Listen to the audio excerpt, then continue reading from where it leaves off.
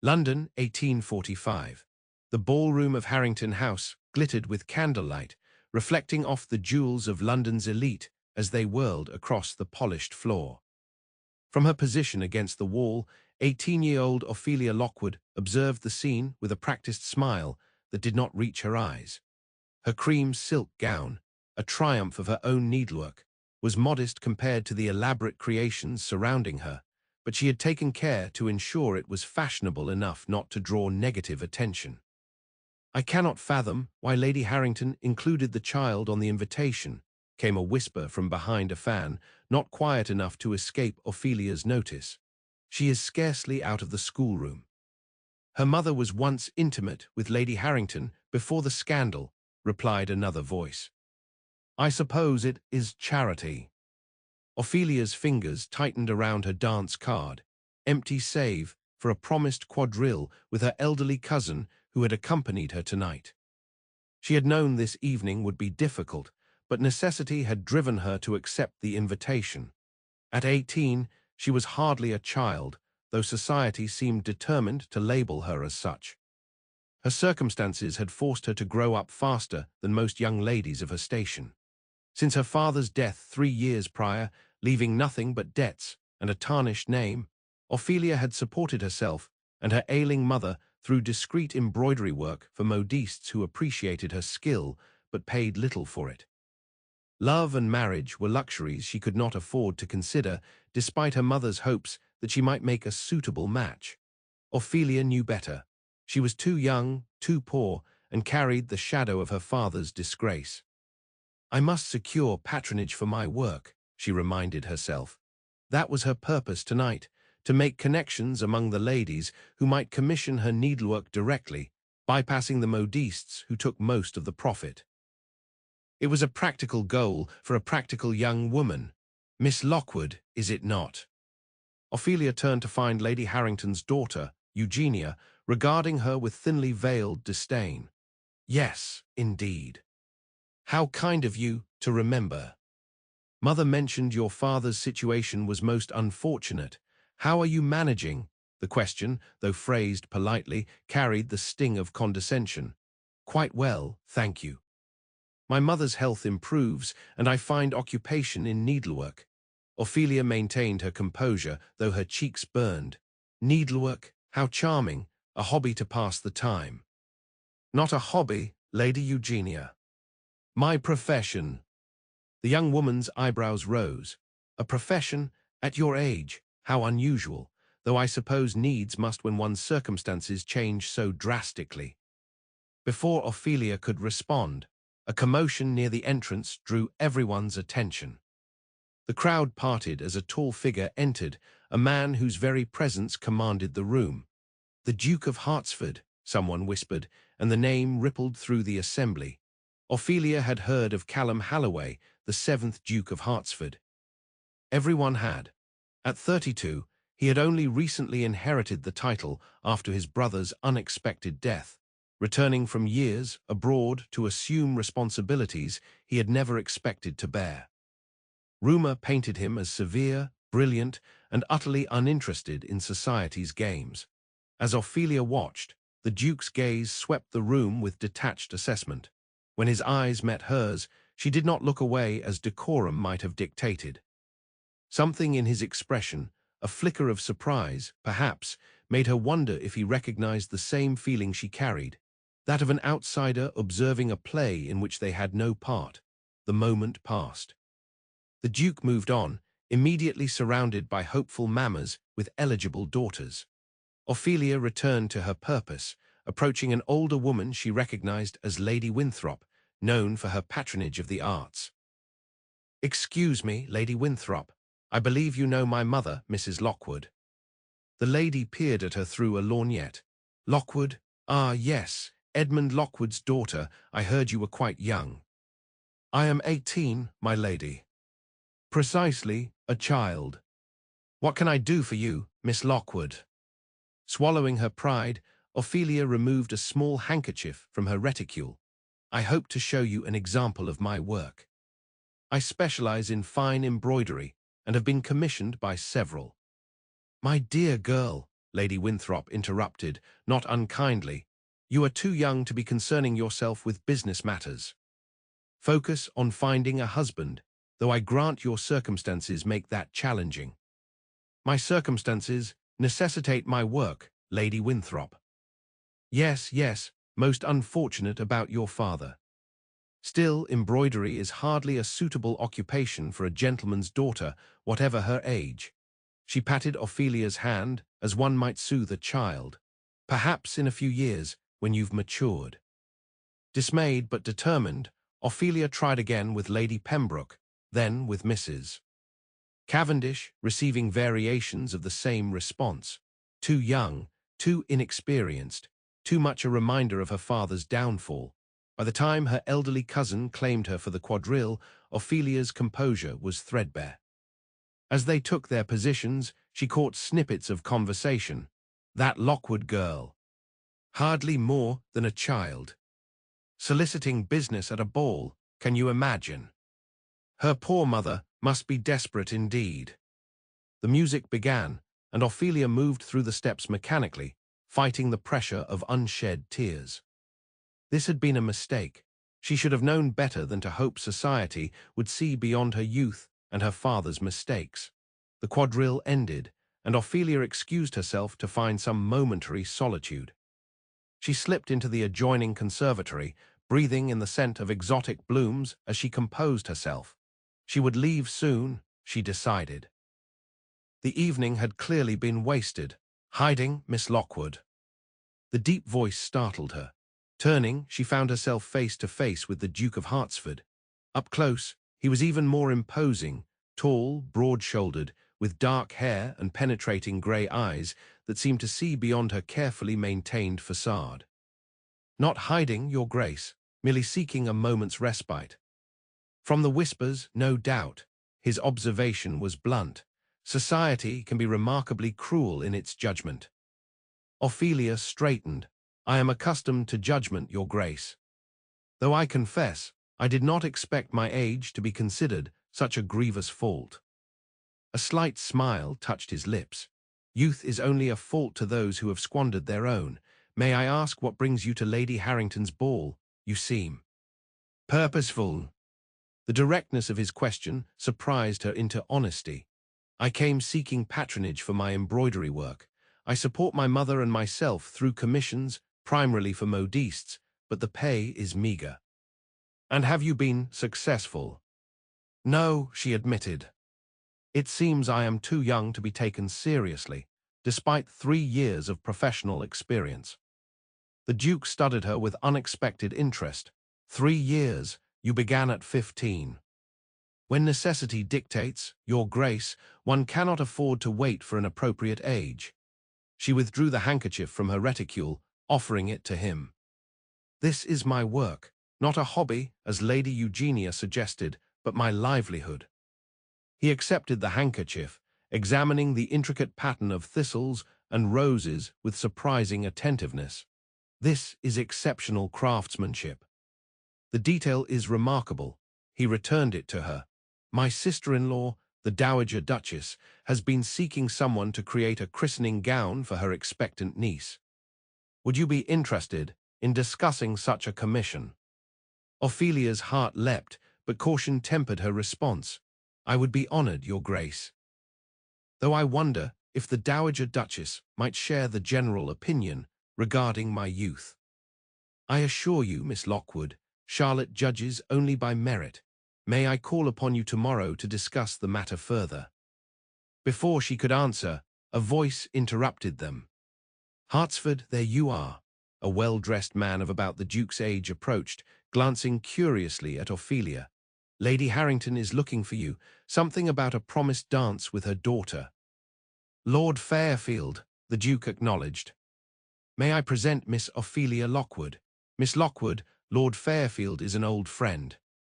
Lord Fairfield's brows rose. Lockwood, Edmund Lockwood's daughter, his gaze sharpened. I heard you were still in the schoolroom. A common misconception, Ophelia replied evenly. I completed my education some time ago. Miss Lockwood is an accomplished embroiderer, the Duke said. I am engaging her services for Charlotte's commission." Lord Fairfield looked from the Duke to Ophelia, poorly disguised surprise on his face. "Indeed, how unconventional. Though I suppose charity takes many forms." Ophelia felt her cheeks burn. "I assure you, Lord Fairfield, I require no charity. If His Grace finds my work wanting, I expect no special consideration." "Well said, Miss Lockwood," the Duke responded, a hint of approval in his voice. "Now, if you'll excuse us, Fairfield, I believe Miss Lockwood was about to tell me where I might call upon her tomorrow." After providing her address, in a respectable if modest neighborhood, Ophelia watched as the Duke departed with Lord Fairfield, who was already bending the Duke's ear, no doubt about the inadvisability of associating with the daughter of a disgraced gentleman. She returned to the ballroom, where her cousin was looking for her, ready to leave. As she descended the steps of Harrington House, Ophelia overheard Lady Harrington speaking to another matron. "The Duke of Hartsford, conversing with that Lockwood girl. She's far too young and inexperienced for someone of his station. The presumption." "Perhaps he was merely being kind," her companion suggested. "Kindness is one thing, but I saw him take something from her hand, most inappropriate. Mark my words, nothing good will come of it." Ophelia quickened her steps, her mind awhirl. She knew better than to place too much hope in the Duke's offer. Likely, once he considered the matter further, or once his friends and family offered their opinions, he would send a polite note of regret rather than appear at her door. Still, as she and her cousin rode home in a hackney, she allowed herself a small, private smile. She had stood her ground tonight. That, at least, was something to be proud of. The following morning found Ophelia in her small workroom, a converted bedroom in the modest home she shared with her mother. Sunlight streamed through the window, illuminating the table where she sat, creating designs for a potential christening gown. Her mother, Elena Lockwood, watched from the doorway, her once beautiful face now pale and drawn from years of illness. "You truly believe he will come?" her mother asked, hope and skepticism warring in her voice. "I believe it is possible, Mamma, though far from certain." Ophelia looked up from her sketch. The Duke seemed sincere, but society's pressures are considerable. "A commission from a ducal household would change everything for us, Mrs. Lockwood mused. "Not just the money, but the connections." "Which is precisely why I dare not count on it." Ophelia set down her pencil. "If he does not come, we continue as before. I have enough work from Madame Beaumont to see us through the month." Her mother sighed, moving to adjust the modest curtains. "You work too hard, Ophelia. At your age, I was attending balls and soirees, not bent over needlework from dawn until dusk." "Different times, Mamma. Different circumstances. Because of your father's mistakes." Bitterness edged her mother's voice. "He left us nothing but debts and a tarnished name." "He left us each other," Ophelia corrected gently, "and he taught me to be resourceful. Without him, I might never have learned to embroider at all." It was true. Her father, for all his faults, had encouraged her artistic talents from an early age. A gentleman with expensive tastes and poor judgment, Edmund Lockwood had eventually succumbed to the temptation to falsify investments, using one investor's money to pay another until the inevitable collapse. His death soon after, whether by his own hand or from the strain of disgrace, no one could say for certain, had left Ophelia and her mother to face the consequences alone. The clock on the mantel struck 11, and Ophelia returned to her work. She had just completed a promising design when the housekeeper, their only remaining servant, appeared at the door. "Miss, the Duke of Hartsford is here to see you." Ophelia's hand faltered, smudging the drawing. "He came," she whispered, meeting her mother's wide-eyed gaze. "Show him to the drawing-room, Mrs. Finch, Mrs. Lockwood instructed, suddenly energized. "We will be down directly." Once the housekeeper departed, Mrs. Lockwood turned to her daughter. "Quickly, Ophelia, change your gown, the blue one, I think. And let me help with your hair." Mamma, he is here to discuss business, not whatever you're imagining. Ophelia stood, smoothing her simple morning dress. I will meet him as I am. He should know who he is employing. Her mother looked as though she might argue, but ultimately nodded. You've always had your own mind, child. Very well. The drawing room, once elegant, but now somewhat faded, contained their few remaining pieces of quality furniture. The Duke stood examining a small landscape on the wall, one of the few possessions they had managed to retain. He turned as they entered, bowing formally. Mrs. Lockwood, Miss Lockwood, thank you for receiving me. The honor is ours, Your Grace, Mrs. Lockwood replied, lowering herself carefully onto a settee. We were most surprised by your interest in Ophelia's work. Quality craftsmanship deserves recognition, regardless of the artisan's age or circumstances, the Duke replied, his gaze moving to Ophelia. Have you had the opportunity to consider the commission, Miss Lockwood? I have, Your Grace. Ophelia retrieved her sketches from the portfolio she had brought down. I've prepared some preliminary designs for your consideration. The Duke accepted the papers, studying them with the same careful attention he had given her handkerchief. His expression, usually inscrutable, showed genuine appreciation. These are excellent. The detail here, he indicated a portion of lacework, is particularly fine. Charlotte will be pleased. The Dowager Duchess has approved this commission, then? Ophelia asked cautiously. A flicker of amusement crossed his face. Charlotte makes her own decisions, Miss Lockwood. But yes, when I mentioned your work, she was most eager to meet you. She asked if you might call at Hartsford House this afternoon to discuss the particulars. Mrs. Lockwood gasped softly. Hartsford House. Today. If it is convenient, the Duke replied. My carriage would convey you, of course. That would be most, Mrs. Lockwood began. Might I speak frankly, Your Grace? Ophelia interrupted, ignoring her mother's warning glance. The Duke nodded, seeming unsurprised by her directness. I would expect nothing less. While I am grateful for this opportunity, I must understand your motivation. Last night, Lord Fairfield suggested charity might be your aim. If that is so, I would prefer to decline. Ophelia, her mother exclaimed. The Duke raised a hand. No, Mrs. Lockwood, your daughter is right to question. Miss Lockwood, I can assure you my interest is purely in securing the finest craftsmanship for my family. Lord Fairfield, like many, makes assumptions based on shallow understanding. He paused. However, I will admit to another motive as well. And that is, Ophelia pressed, I recognize in you something I understand well.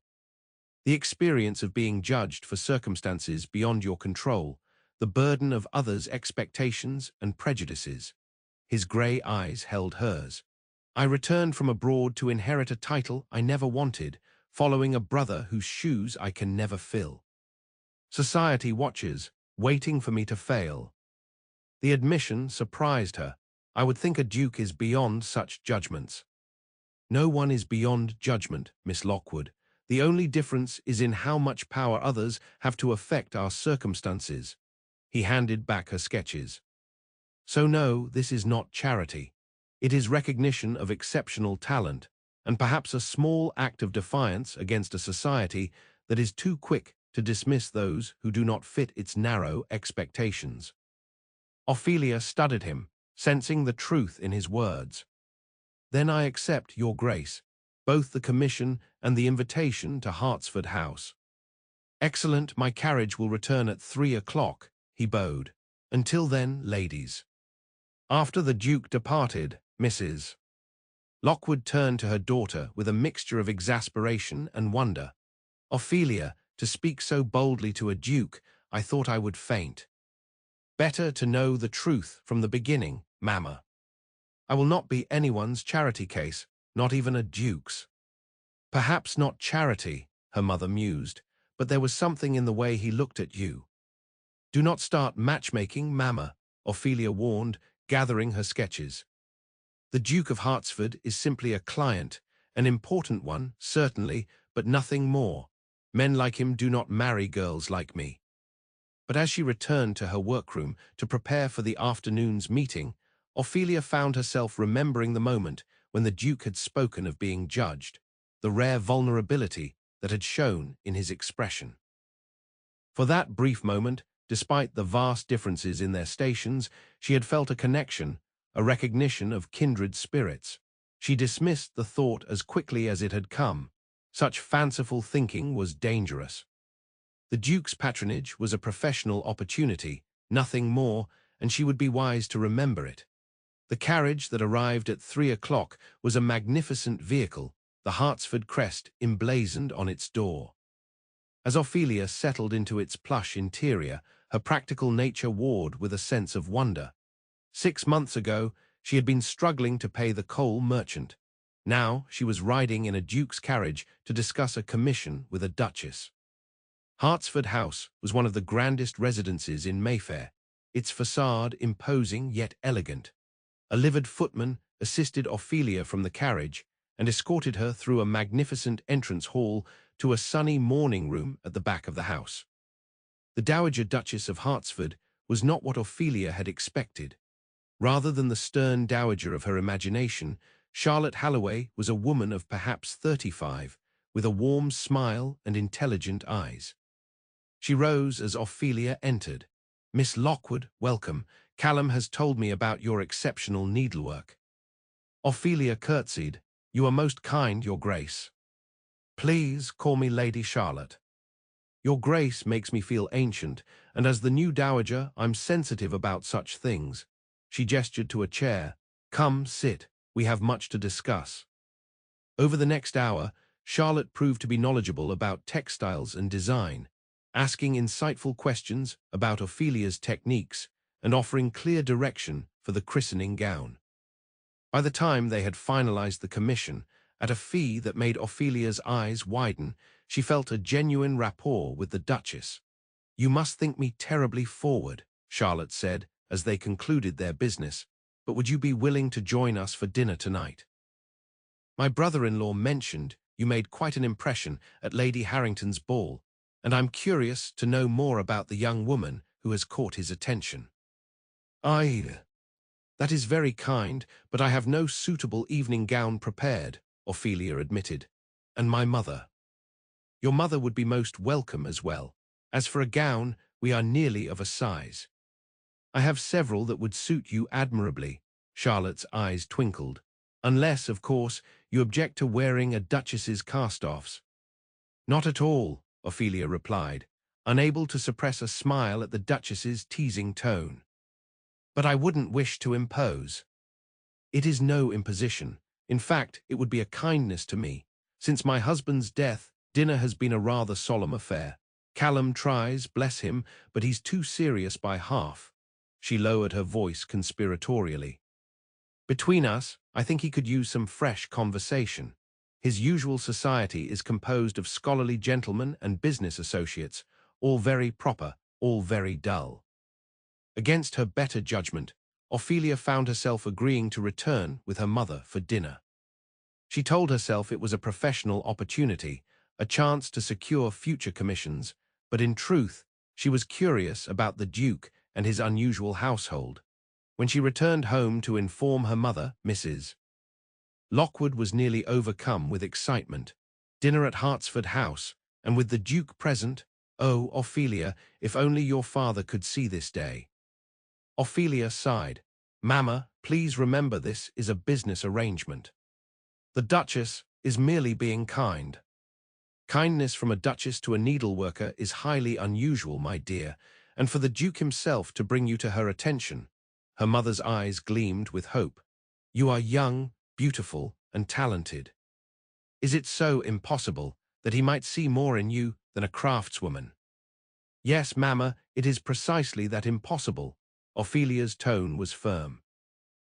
"The Duke of Hartsford will marry someone of suitable rank and fortune, not the daughter of a disgraced investor. I am content with his patronage.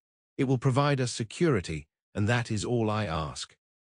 But as she helped her mother dress for the evening, Ophelia could not entirely dismiss the flutter of anticipation in her chest. It had been so long since she had experienced anything resembling a normal social occasion, longer still since she had felt seen and valued for her skills rather than judged for her father's mistakes. When they arrived at Hartsford House that evening, they were shown to a drawing-room where the Duchess waited, now dressed in an elegant evening gown of burgundy silk. She greeted them warmly, introducing Mrs. Lockwood to several other guests.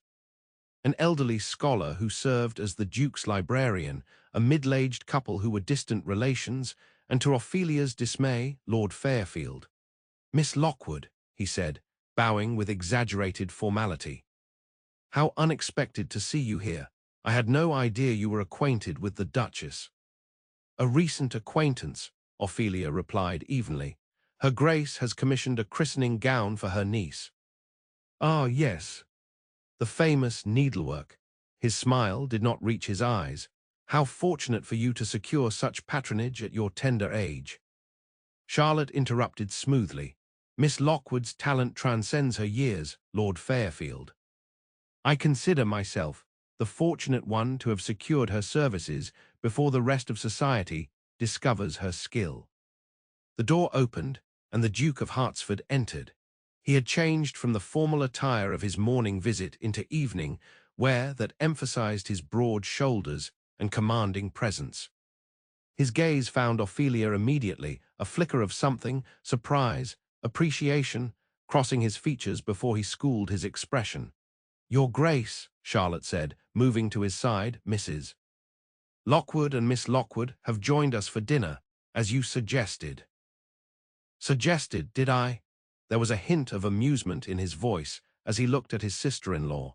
"How convenient that you had already extended the invitation before I could do so." "Great minds, brother dear," Charlotte smiled innocently. "Miss Lockwood has agreed to create Maria's christening gown.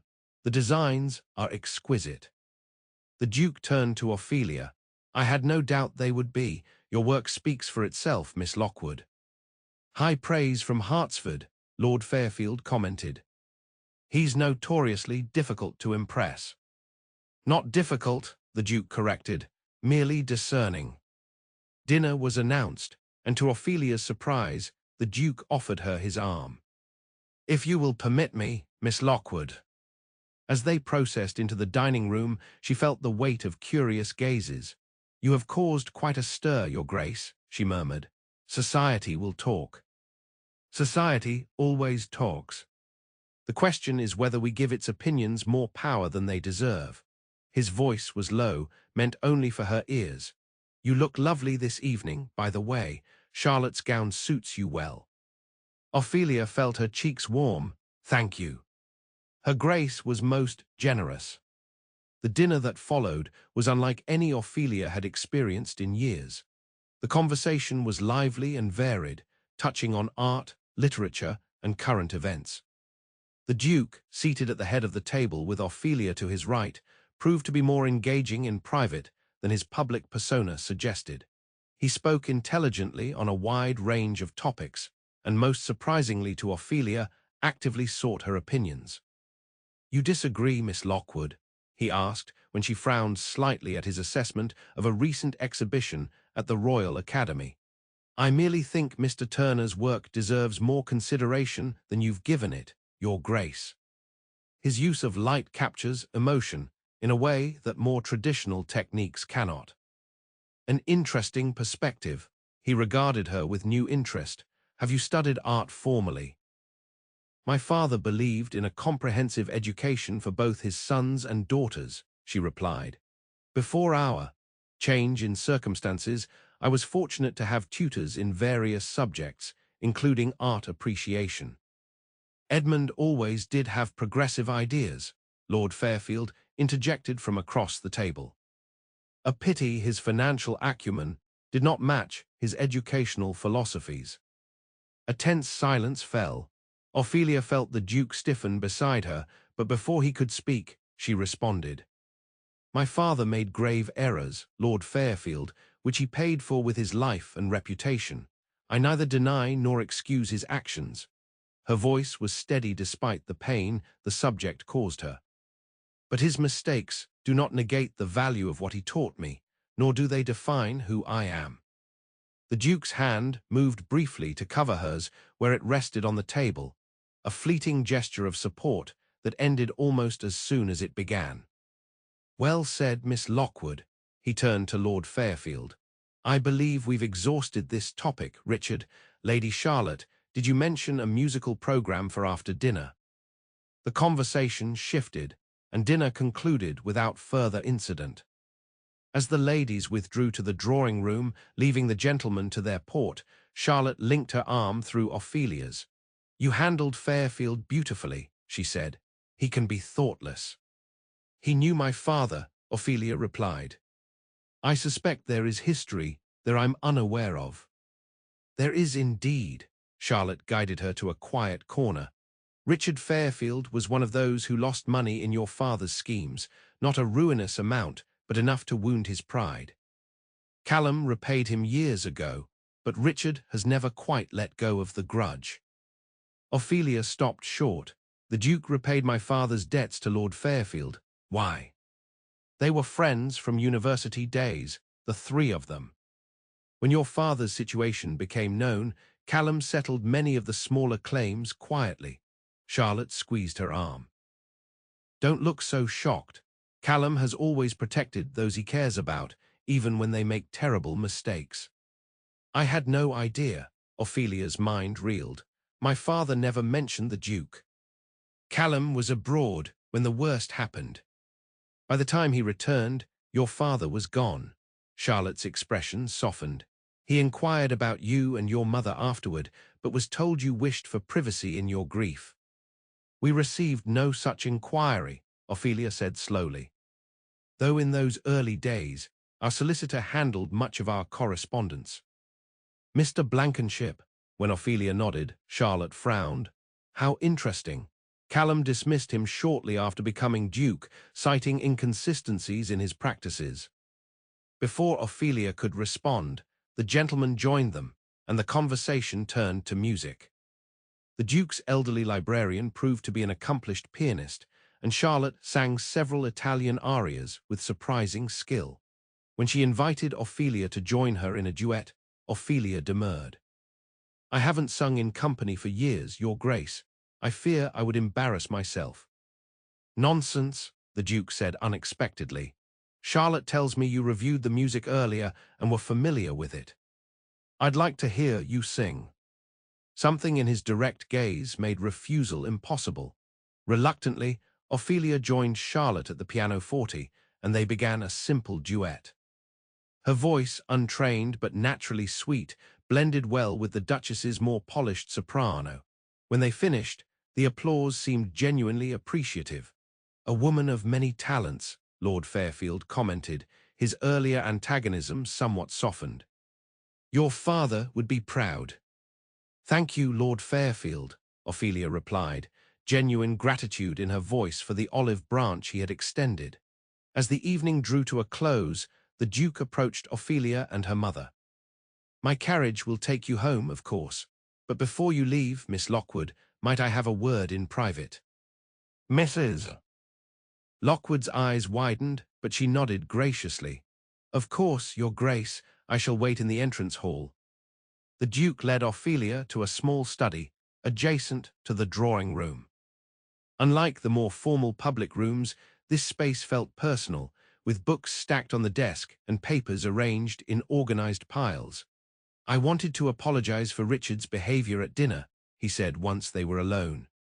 He spoke out of turn. "There is no need for apology, Your Grace.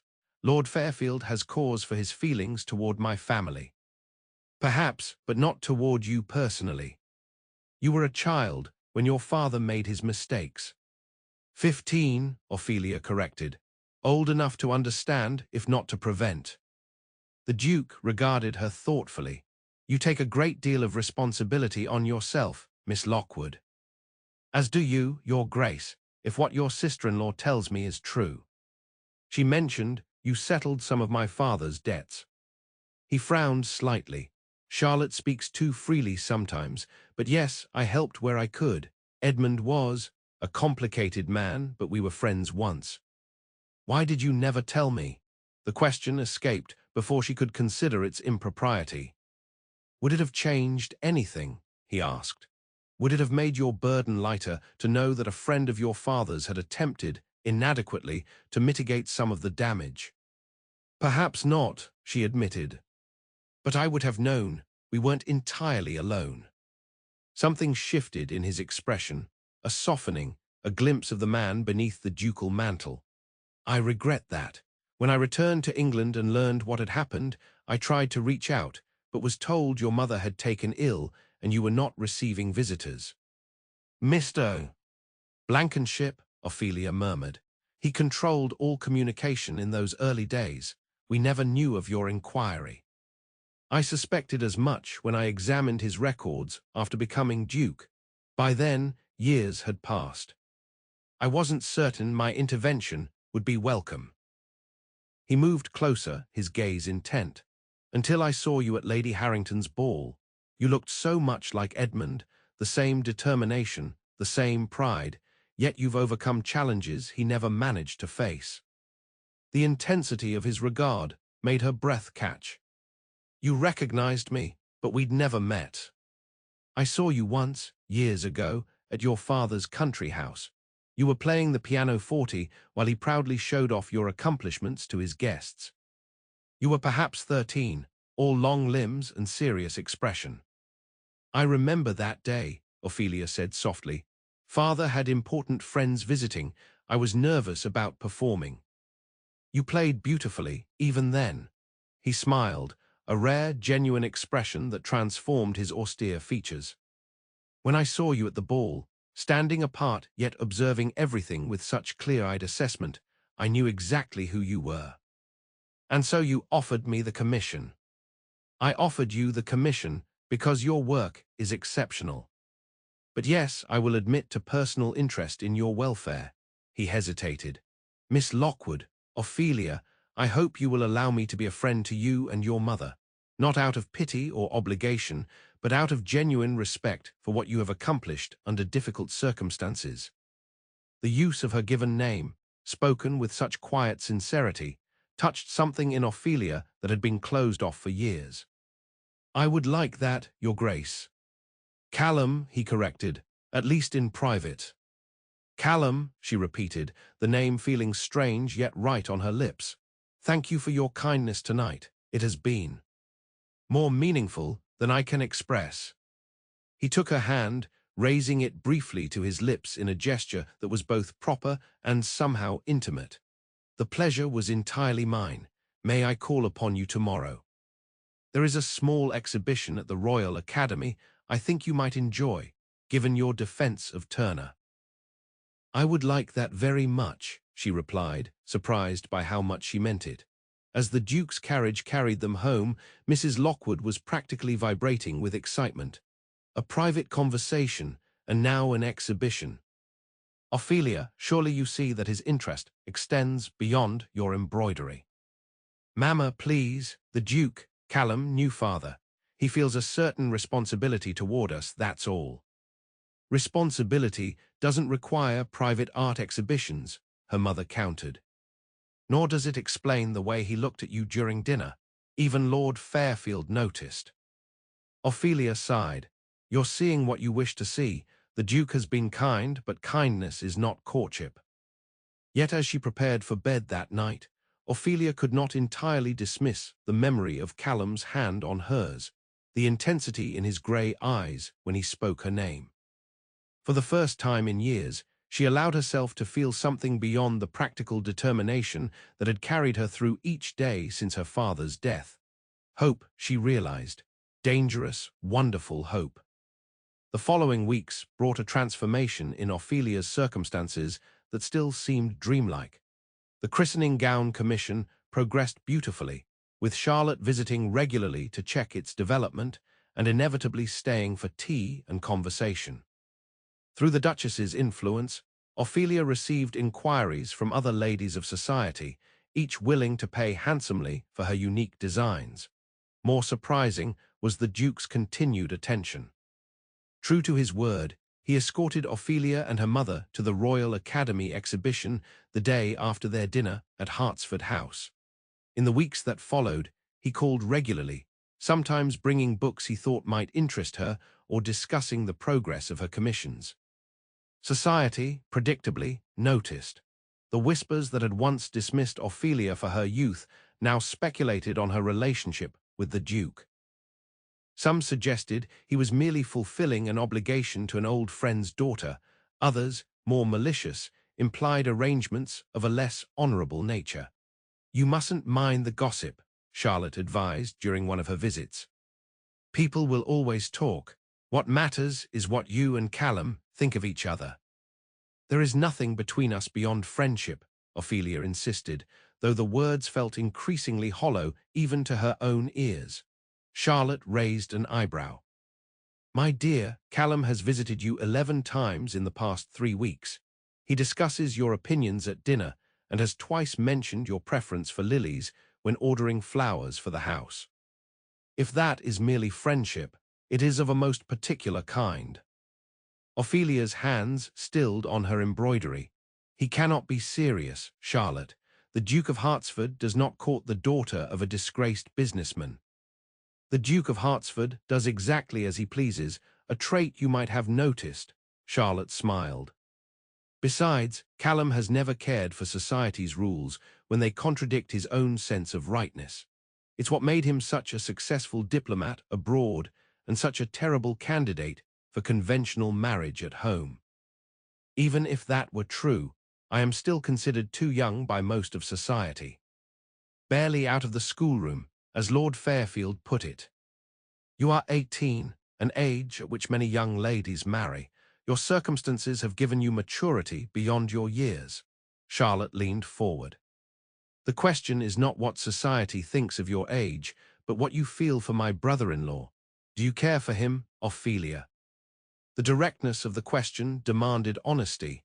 "I admire him greatly," Ophelia admitted. "His intellect, his principles, his kindness. But I fear I may be confusing gratitude with deeper feelings." "A wise concern," Charlotte nodded. "Perhaps you need time to distinguish between the two. Fortunately, Callum is patient when something matters to him." That evening, Ophelia and her mother attended a small musical soirée at the home of Lady Winthrop, the same lady who had dismissed Ophelia's work at Lady Harrington's ball. The invitation had arrived the day after Charlotte had been seen leaving their house, its sudden appearance making its motivation transparent. "Curiosity," Ophelia had remarked to her mother. "She wants to see what has caught the Duke's attention." "Then let us show her," Mrs. Lockwood replied with more spirit than she had shown in years. The soirée was well attended, the small drawing-room crowded with members of society, eager to observe the young woman rumoured to have captured the Duke of Hartsford's interest. Ophelia felt their scrutiny as she entered, conscious of wearing one of Charlotte's altered gowns, a lovely creation of blue silk that complemented her fair colouring. "Miss Lockwood, how delightful that you could join us," Lady Winthrop greeted her with newfound warmth. "I've been hearing marvellous things about your needlework. The Dowager Duchess speaks most highly of your skill." "Thank you, Lady Winthrop. Her Grace has been exceedingly kind." "And the Duke as well, I understand." Lady Winthrop's gaze was assessing. "It is said he takes a personal interest in your welfare." Before Ophelia could respond, a familiar voice spoke from behind her. "I take an interest in many things, Lady Winthrop. Miss Lockwood's extraordinary talent is certainly among them." Ophelia turned to find Callum standing there, his expression polite but coolly reserved. He bowed to Lady Winthrop, then offered his arm to Ophelia. "Miss Lockwood, would you do me the honour of allowing me to escort you to your seat? I believe the music is about to begin." As they moved away from Lady Winthrop, Ophelia murmured, "I didn't know you would be here tonight. Charlotte mentioned you had received an invitation. I thought you might appreciate a friendly face." His voice lowered. Lady Winthrop can be rather direct in her interrogations. "I've faced worse," Ophelia replied with a small smile. though I appreciate the rescue. The evening progressed more pleasantly than Ophelia had anticipated. The music was excellent, and Callum remained by her side for much of the night, his presence effectively discouraging the more intrusive questions from curious onlookers. During a brief interval, he led her to a quiet alcove near an open window where they could speak privately. "You seem pensive tonight," he observed. "Has something troubled you?" Ophelia hesitated, then decided on honesty. "I've been thinking about what you said the night of the dinner at Hartsford House, about society's opinions and whether we give them more power than they deserve." "And what conclusion have you reached?" "That it's easier to dismiss others' judgments when you have the protection of rank and fortune." She met his gaze directly. "Your friendship has been a great kindness, Callum, but it comes at a cost to my reputation. People are beginning to talk." A shadow crossed his face. "Does that concern you?" "Not for myself. I learned long ago that society's good opinion is fickle at best. But for you, a duke has responsibilities, connections. Your association with me raises questions." "Let them question." His voice was firm. "Ophelia, do you imagine I care more for the whispers of drawing rooms than for the time we spend together?" "I imagine you have not considered all the implications," she countered. "A friendship between us is unconventional enough. Anything more would be impossible." Something changed in his expression, a sharpening of attention, a sudden intensity. "Anything more? Have you been considering anything more, Miss Lockwood?" Ophelia felt heat rise in her cheeks. "I merely meant to say that." "Miss Lockwood, there you are." Lord Fairfield's voice interrupted whatever she might have said. He approached with a young woman on his arm, beautiful, elegantly dressed, and radiating the confidence of wealth and position. "Lady Elizabeth has been most eager to renew her acquaintance with Hartsford." The young woman curtsied gracefully. "Your Grace, it has been too long, not since my father's dinner in your honour last month." "Lady Elizabeth." Callum bowed correctly, though Ophelia noticed a certain rigidity in his posture. "I trust your family is well." "Very well, thank you. Father hoped you might join us again soon, perhaps for the hunting party at our country estate next week." Her smile was practiced perfection. "Many of your friends will be there." Ophelia watched the interaction with a growing sense of clarity. Lady Elizabeth was exactly the sort of woman society expected the Duke of Hartsford to marry, beautiful, well-connected, clearly from a noble family.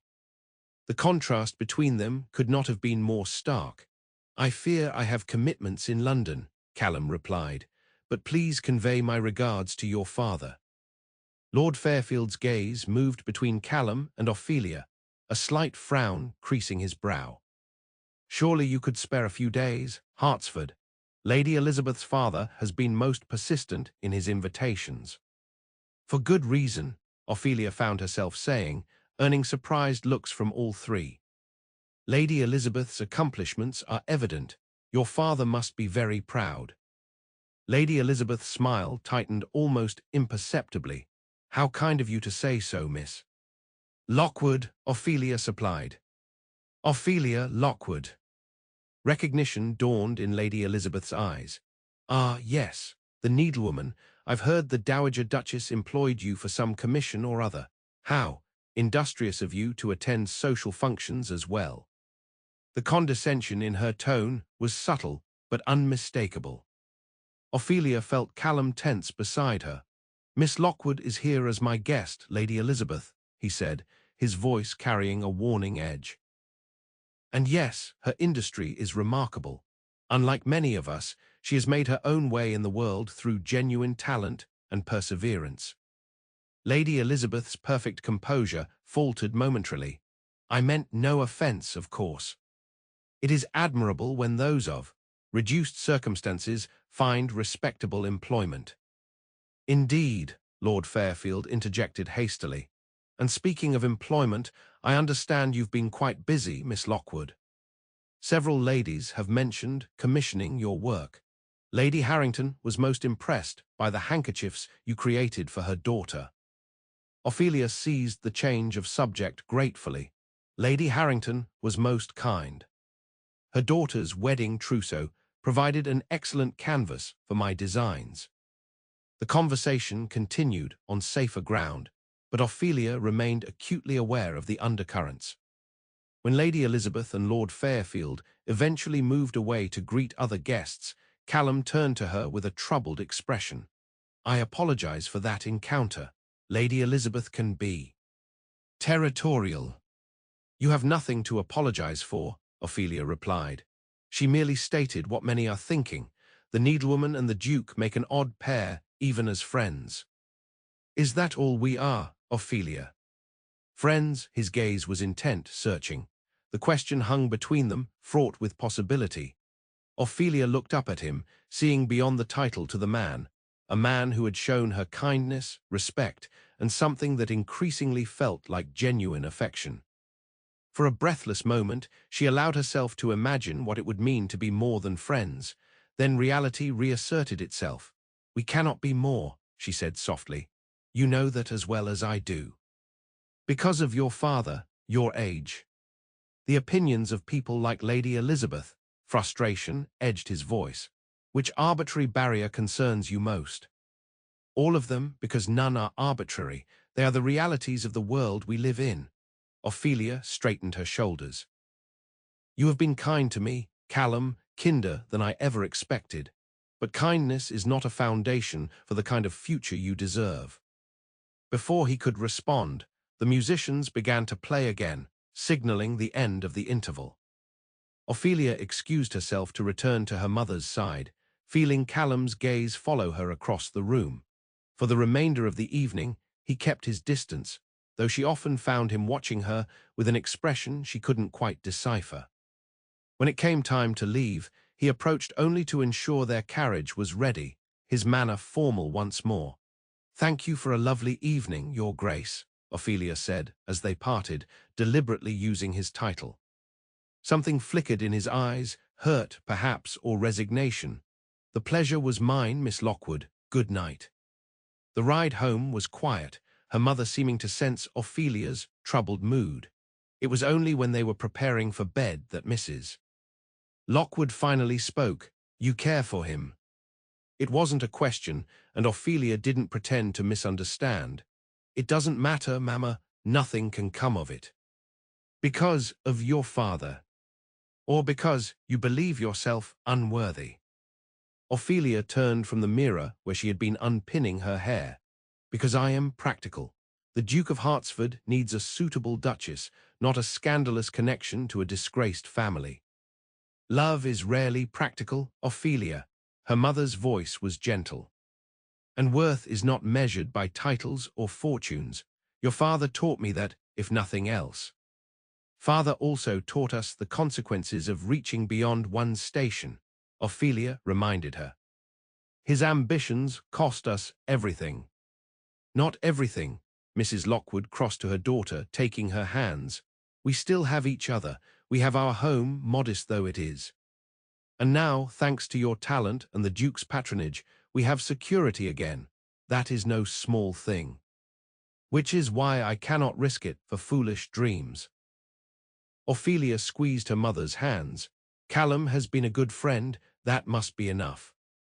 But as she lay awake that night, Ophelia knew in her heart that friendship was no longer enough. Somewhere in the weeks of conversations, shared interests, and quiet understanding, she had fallen in love with Callum Halloway. Not with the Duke of Hartsford, but with the man, thoughtful, principled, and surprisingly vulnerable beneath his reserved exterior. It was a truth she could admit only to herself in the darkness of her room, a truth that changed nothing about the impossibility of their situation. The next morning brought no visitors, no message from Hartsford House. Ophelia threw herself into her work, focusing on the christening gown that was nearing completion. Each tiny stitch helped steady her thoughts, the familiar rhythm of needle and thread a comfort when everything else felt uncertain. 3 days passed without word from either Callum or Charlotte. Ophelia told herself it was for the best. The distance would help her regain perspective, remember the proper boundaries between them. Yet each time the door knocker sounded, her heart leapt traitorously, only to sink again when it was merely a delivery or a neighbour calling. On the fourth day, a letter arrived bearing the Hartsford crest. Ophelia's hands trembled slightly as she broke the seal, but the contents were formal, written in Charlotte's hand, an invitation to bring the completed christening gown to Hartsford House the following day, with a brief note that the Duke was currently attending to business matters in the country. "He's avoiding me," Ophelia murmured to herself, "as he should." The realization brought equal measures of relief and pain. Relief that Callum had recognized the wisdom of maintaining proper distance. Pain that their friendship, which had come to mean so much to her, might be reduced to formal interactions. When she arrived at Hartsford House the next day, christening gown carefully packed, she was shown directly to Charlotte's private sitting room. The Duchess greeted her warmly, though with an unusual hesitation in her manner. "Ophelia, thank you for coming. I hope you didn't mind the short notice." "Not at all. The gown is finished, and I'm eager to hear your thoughts." Ophelia began unwrapping the delicate garment, focusing on the practical task to avoid the questions she wanted to ask. Charlotte watched as the christening gown was revealed, gasping softly at the intricate lace work and embroidered details. "It's exquisite, beyond anything I imagined." She touched the fabric reverently. "Maria will be overwhelmed." "I'm pleased you approve." Ophelia handed her a small package. "I took the liberty of creating a matching cap and bootees as well, a gift for your kindness these past weeks." "Oh, Ophelia," Charlotte's eyes filled with tears. "You are too generous. I should be thanking you not only for this beautiful work but for other things as well." "Other things?" Charlotte sighed, setting aside the christening set. "For what you've brought into my brother-in-law's life. I've never seen him as engaged, as alive, as he's been since meeting you. Until recently, that is." Ophelia's chest tightened. "Is he well? Your note mentioned business matters." "He is in good health, yes. But not, I think, in good spirits." Charlotte studied her carefully. "Something happened at Lady Winthrop's soiree, did it not? He returned home that night more closed off than I've seen him in years." "We discussed the difficulties of our friendship," Ophelia admitted. "The impropriety of it, given our respective positions." "Impropriety," Charlotte repeated with a hint of impatience. "A convenient word society uses to control what it fears or doesn't understand. Did it occur to you that Callum might care less for propriety than for happiness?" "His happiness is precisely my concern," Ophelia countered. "The Duke of Hartsford has responsibilities that extend beyond his personal preferences. An association with me, beyond professional patronage, would complicate those responsibilities." "So you decided for him, without consulting his wishes." "Put that way, it did sound presumptuous." Ophelia flushed. "I merely pointed out realities he seemed determined to ignore." "My dear girl," Charlotte said with unexpected gentleness, "has it not occurred to you that Callum might understand those realities better than you imagine? He has navigated the strictures of his position all his life. If he chooses to challenge them now, it is not done lightly or without consideration of the consequences." The implication of Charlotte's words sent a tremor through Ophelia's carefully maintained composure. "What are you saying?" "I'm saying that my brother-in-law is not merely being kind or fulfilling an obligation to your father's memory. His feelings for you run deeper than that." Charlotte leaned forward. "He went to the country to think, Ophelia, to decide whether to accept the limitations you placed on your relationship or to fight for what he truly wants." "And what is that?" Ophelia hardly dared to breathe. "That," came a deep voice from the doorway, "is a question I should answer myself." Callum stood there, still in his travelling clothes, his expression grave but determined. Charlotte rose immediately. "I just remembered an urgent matter requiring my attention," she said, with a complete lack of subtlety. Please, continue your discussion. I'll return, eventually. She slipped past Callum, closing the door behind her.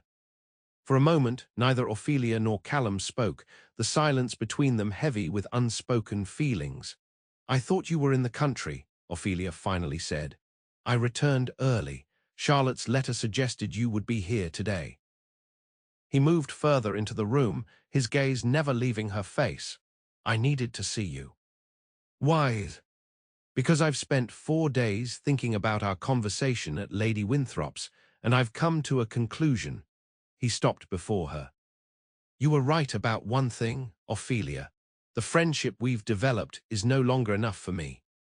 Her heart sank. I understand. Of course, we should return to a more appropriate.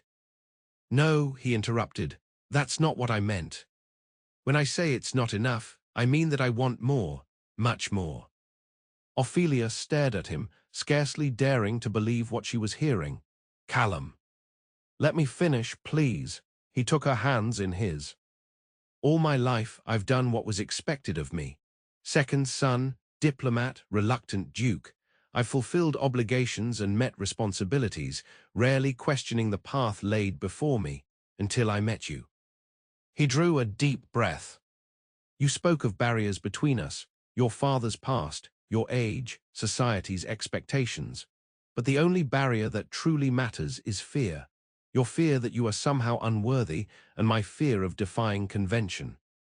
It isn't that simple, Ophelia protested weakly. It is exactly that simple. His grip on her hands tightened. I love you, Ophelia Lockwood, not despite your youth or your circumstances, but because of the remarkable woman those challenges have shaped you into. Determined, talented, principled, and braver than you give yourself credit for. The declaration stunned her into silence. Callum continued, his voice growing more certain with each word. I don't care what society whispers. I don't care that you're 10 years younger or that your father made mistakes. I care that you see me, not the Duke, not the title or the fortune, but me. I care that when I'm with you, I feel more myself than I have in years. You can't mean this, Ophelia whispered, though hope was beginning to bloom in her chest. The scandal will pass, as all scandals do. And in its place will be the truth, that I chose the woman who brings me joy, who challenges my mind, who creates beauty with her hands and sees it in the world around her. He smiled, the rare, genuine smile that transformed his face. The question is whether you can find it in your heart to choose me as well. Ophelia looked up at him, this man who had come into her life so unexpectedly and changed everything. The practical voice that had guided her for 3 years urged caution, reminded her of all the obstacles still before them. But for once, she silenced that voice. I love you too, she said simply. I have for weeks now, though I tried to deny it even to myself. But Callum, are you certain? This won't be easy. People will talk, will question your judgment. Let them talk, he replied, echoing his words from that first night in the conservatory. Let them question. I have never been more certain of anything in my life. He released one of her hands to reach into his pocket, withdrawing a small velvet box. I had this with me at Lady Winthrop's soiree. I'd planned to speak to you that night, but then... Ophelia gasped as he opened the box to reveal a ring, a perfect sapphire surrounded by diamonds. Callum. Marry me, Ophelia. Be my duchess, my partner, my love. Say you'll face whatever comes together. In that moment, the final barriers within her crumbled. All the fears and doubts that had held her back seemed insignificant compared to the love shining in Callum's eyes. With a clarity that felt like waking from a long dream, Ophelia realized that her false belief that she was unworthy of happiness, of love, had been just that, false. Yes, she said, her voice strong and sure. Yes, I'll marry you, Callum. I'll face anything, everything, as long as we're together. His smile was radiant as he slipped the ring onto her finger, then drew her into his arms. Their first kiss was tender, a promise of the life they would build together, a life neither had imagined possible just weeks before. When Charlotte returned some time later, she found them sitting close together, hands entwined, their faces alight with joy. One look was all she needed. "Finally," she said with satisfaction. "I was beginning to think I'd need to lock you both in a room until you came to your senses." Callum laughed, a sound so free and happy that Ophelia felt her heart might burst. "Your meddling was entirely unnecessary, sister dear. We managed quite well on our own." "Eventually," Charlotte corrected with a smirk, "after considerable assistance from me." She embraced Ophelia warmly. "Welcome to the family, my dear." "Officially, that is." The days that followed were a whirlwind. Callum insisted on a short engagement, unwilling to give society time to mount significant opposition. Mrs. Lockwood, overjoyed at her daughter's happiness, threw herself into the wedding preparations with newfound energy. Charlotte handled the announcements and invitations with diplomatic skill, presenting the engagement as a love match of exceptional merit rather than a scandalous misalliance. Society reacted predictably, with shock, disbelief, and in some quarters, outrage. Lady Harrington declared she had never heard of such an inappropriate match. Lord Fairfield, surprisingly, became one of their strongest defenders, perhaps remembering his own friendship with Edmund Lockwood before disgrace had separated them. The whispers followed Ophelia wherever she went, too young, too poor, too connected to scandal to become a duchess. But each day, as Callum stood steadfastly by her side, those whispers held less power over her. The wedding was held at St. George's, Hanover Square, with all the ceremony befitting a ducal marriage. As Ophelia walked down the aisle toward Callum, she remembered their first meeting in Lady Harrington's conservatory, how she had stood her ground, refusing charity, insisting on being valued for her own merit. That same strength carried her now, head high, past the curious and critical gazes of London society. When the Archbishop asked who gave this woman to be married, Mrs. Lockwood's voice rang out clear and proud. "I do." Callum's face, as he took her hands in his, was transformed by love. All trace of the reserved Duke vanished. His vows were spoken with unwavering certainty, a public declaration of the private truth they had discovered together. That love, when genuine, transcends society's arbitrary limitations. "I, Callum, take thee, Ophelia." As she repeated her own vows, Ophelia felt the last vestiges of doubt fall away. This was right. This was true. This was the happiness she had never allowed herself to believe possible.